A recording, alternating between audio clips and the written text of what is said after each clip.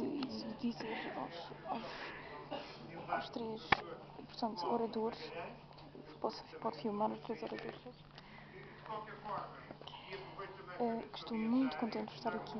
Foi uma palestra muito interessante sobre a escola e os mass media, portanto, toda aquela problemática dos mass media da escola.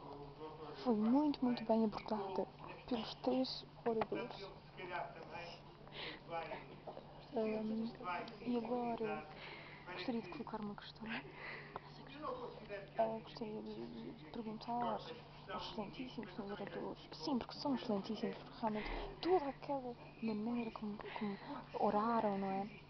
Gostaria de perguntar quando é que a gente pode sair daqui, porque isto está uma merda.